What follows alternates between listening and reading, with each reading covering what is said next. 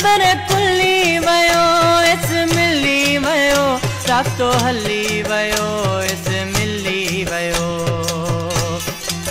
ओ जेको गैरन जुदा हो गयो ओ मोटी मिली यार वियो नंबर खुली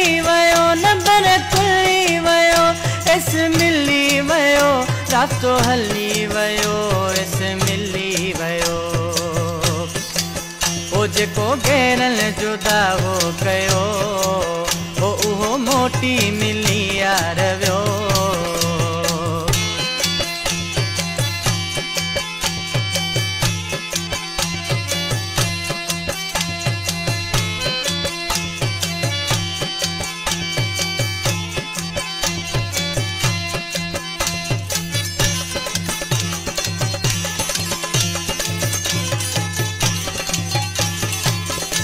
यारो दो गणो चरियो थींदो घणो इमरुल दो घणो चरियो थींदो घणो हाणे तव्हां भी पंहिंजे नाले सां शायरी रिकॉर्ड कराए सघो था। शायरी रिकॉर्डिंग लाइ हींअर ई व्हाट्सएप नंबर ते राब्तो कंदा 03342176714 0334 21 76 714।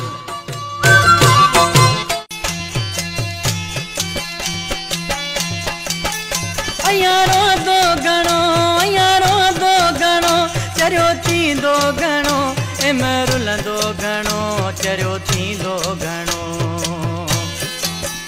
मूंखे भागल आवारो ॾिनो ओ जिते एतबार मूंखे हुयो ओ मोटी मिली यार वियो नंबर खुली वयो इस मिली वयो रास्तो खुली वयो इस मिली वयो ओ जेके गैरन जुदा हो गयो ओ जेको गैरन जुदा हो गयो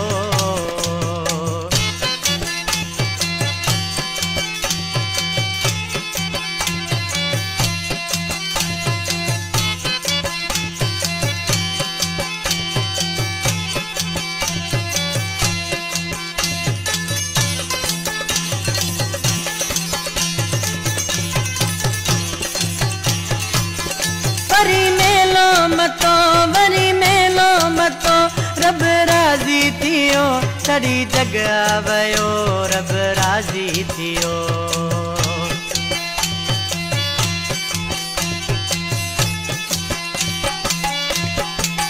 ओ वरी मेलो मतो रब राज़ी थियो सड़ी जग वयो रब राज़ी थियो धक दुश्मन के आहे लगो ओ जिते एतबार मूंखे हुयो ओ मोटी मिली यार वियो नंबर खुली वयो इस मिली वयो रास्तो हली वयो इस मिली वयो ओ जेको गैरन जुदा हो कयो ओ जेको गैरन जुदा हो गयो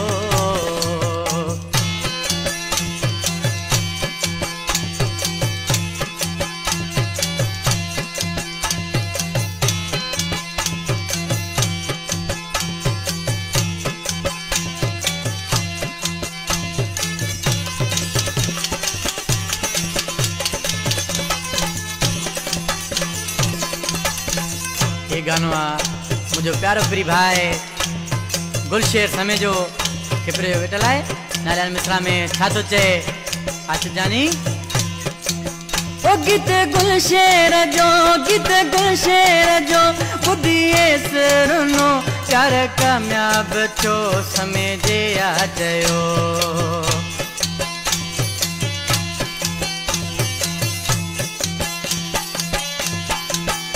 गीत गुलशेर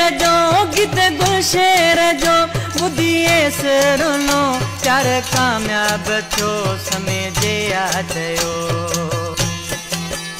हुन भी दिल सां डी खे घुरियो ओ ओ जिते इतबार मूंखे हुयो ओ मोटी मिली यार वियो नबर खुली वयो नबर खुली वयो इस मिली वयो रातो हली वयो इस मिली वयो ओ जेके गैरन जुदा हो गयो ओ जिते इतबार मूंखे हुयो ओ मोटी मिली यार वियो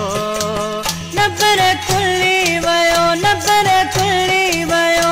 इस मिली वयो रातो हली वयो इस मिली वयो ओ जेको गैरन जुदा हो कयो ओ जिते इतबार मूंखे हुयो